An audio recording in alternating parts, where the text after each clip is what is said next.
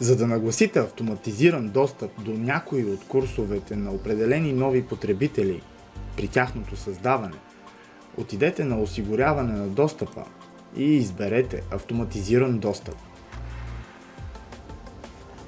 Когато отидете в менюто, може да добавите ново групиране за автоматизиран достъп и ще бъдете отведени в меню за настройки, където имате основни настройки и тук трябва да дадете наименование на групата, както и по желание неговото описание.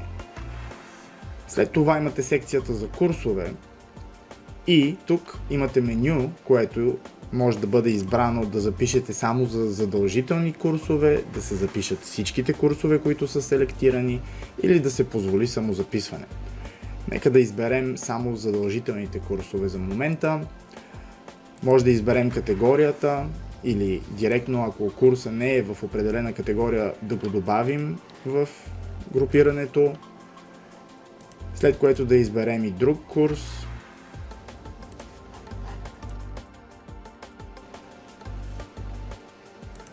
Може да изберем и трети и да добавим и него.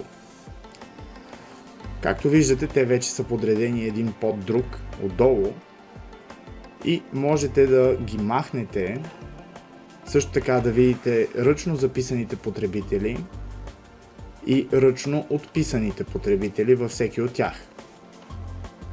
Звездичката индикира дали това е задължителен курс или незадължителен курс и той може да бъде по избор, но ако тя е запълнена, това ще бъде задължителен курс.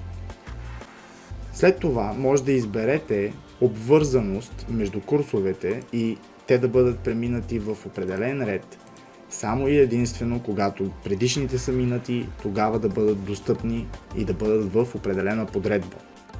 Тук може да изберете само един от курсовете да бъде необходим, за да се отключат останалите, или да ги подредите в верига и третият курс да търси предишните два или само вторият. Когато сте готови с нагласяването на вашите задължителни курсове, които искате да бъдат преминати от новите потребители, може да изберете филтри и за кого е приложимо, по длъжност, по тип на договор или по определените допълнителни полета, които сте поставили. Също така и видът на значение. Всички, само новоназначени, но имайте в предвид, че трябва да определите броя дни, в които нов потребител бива считан за новоназначен. Всичките потребители без новоназначените, т.е. това може да бъде за всички, които са активни потребители до момента, а също и за преназначени. Последното меню позволява да изберете филтри и те да бъдат за изключения и да изберете определен човек или група от потребители, към които това да не се прилага като групиране и автоматизиран достъп. Когато сте готови, може да активирате групирането си от този бутон тук и статусът вече е променен на активен. Хубаво е да натиснете веднъж и синхронизиране, за да може системата да се актуализира, въпреки че тя се актуализира на всеки 24 часа също.